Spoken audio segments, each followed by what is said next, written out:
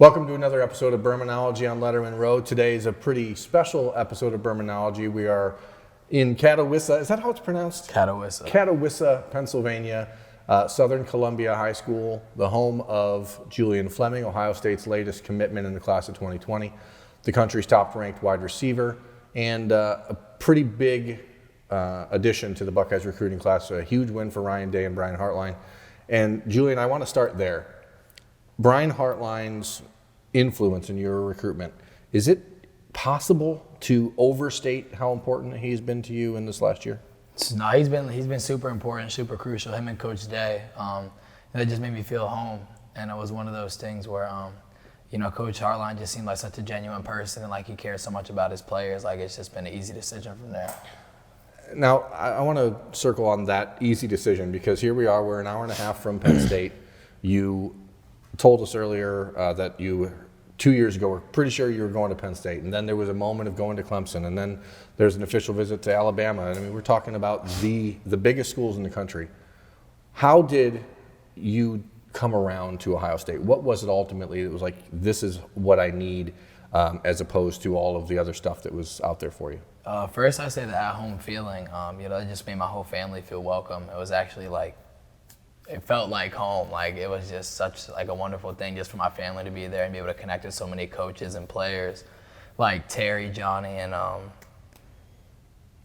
Paris. Mm-hmm. Like they've spent so much time with my mom and so much time with me. Like they went above and beyond over every other school, and like it just showed how much they cared. When did you actually know? Because it's now it's end of May. Here we are heading into the summer. You had told people earlier that you wanted a decision made by the end of the summer. When did you actually know? Last visit to Ohio State. So that was the March 23rd Student Appreciation Day visit. That day you were there with legend Cavazos, who is obviously one of your good friends and an important part of this recruiting process. Biggest recruiter right now. I remember being there that day, and Legend was wearing an Ohio State long sleeve shirt, and you said, if I can get a shirt like that, I'll commit to Ohio State. I know that they can't give you that shirt, but that day, was that the day you told the coaches? No. I think it was actually a couple of days after that, after the visit. I told Coach Hartline, I was like, I'm coming. He was like, now, are you serious? I was like, I'm coming. Like, trust me now, I'm coming. I'm going to talk it over with my family, and then we'll get the commitment out as soon as possible. So why now? Why make the announcement now, even if you knew? Because, I mean, you said that there was that decision made almost 2 months ago now in your mind. Why make this public today? What is it about heading into the summer that said, hey, this is when it's time? Honestly, I came in thinking I was going to take all 5 of my officials just to be able to get my family, out of PA, see a couple other places. But, it's been, 3 years now, I think. It's a good process. Like it's a fun process, but it's a blessing and a curse. And it started to get to me a little bit at one point, and it was stressing me out. And I was like, you know what? Like I could get this over with right now instead of just stressing out my family and I even more. So we were gonna do it June 21st, and I was like, you know what? I don't even have to wait that long. Like I'm ready to do it. Let's get it over with. May 31st. Let's go. And then. Now, for those unaware, you told me the day after the DJ committed to Clemson. I can't pronounce his last name, so I'm not going to try. The number 1 quarterback in the country committed to Clemson. 2 days after the running back down in Florida, DeMarcus Bowman, another 5-star recruit. 4 days after Brian Brzee committed to Clemson, another 5-star recruit and the number 1 ranked player in the country. Was there any sense from the Ohio State staff that was like, we need you to get this done so that we can start building a little bit of momentum? Honestly, they didn't push at all, which was probably one of the best parts about it. Like, you have people pushing you to commit all the time. They really never pushed at a commitment. They're like, when you're ready to do it, you do it. We know you want to take some officials. Like, just do what's best for you. And if it comes back to us, we'll be plenty happy to take you. But just ended up coming out a little earlier than expected. What's been the hardest part about this entire process for you?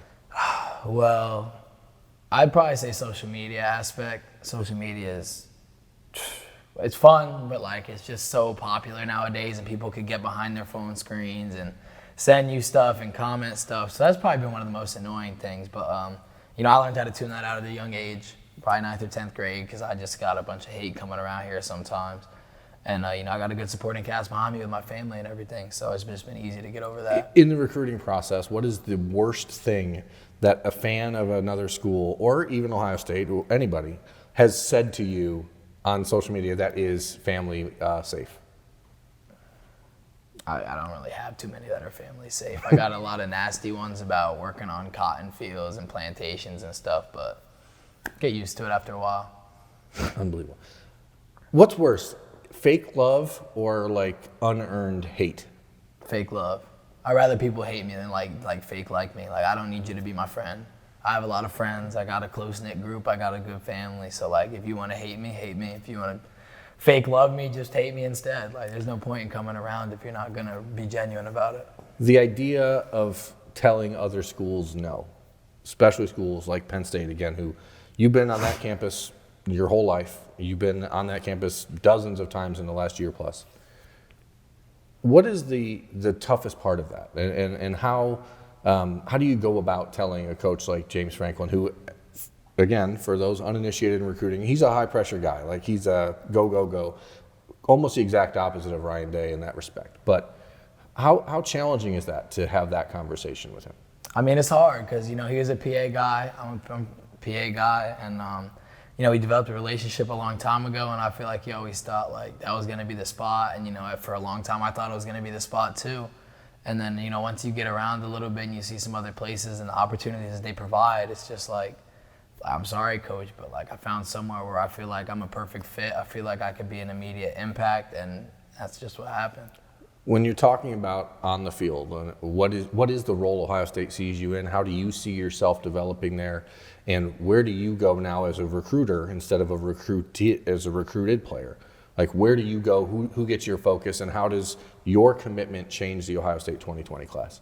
Like I said, I'm going after Elias right away. So when he watches this, Elias, I'm coming for you. And, at this point, hopefully people seeing me commit, will want to follow up because, you still got a lot of time to build a class. A lot of kids still uncommitted. So, I mean, that's going to be one of the big things is just getting another, like the rest of the supporting cast to make this class great. And then, yeah, that's right. Is it, when you're talking about your group, your receivers, you got you, G. Scott, Jackson Smith, and Jigba, maybe one more out there that's coming. I mean, is that part of this process when you see Terry McLaurin and Paris Campbell and Johnny Dixon walking out of the program and seeing what they are, what they became? How much conversation has there been between you three about what your responsibility is to carry that on? Honestly, not too much. I don't really talk to G or Jackson that much. Besides, we have conversation every once in a while. But, they just got made aware the other day that we were going to do this.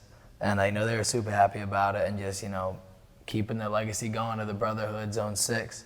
And then, seeing like Terry, Paris, and Johnny go in, like they're all fifth-year seniors, right? Mm-hmm.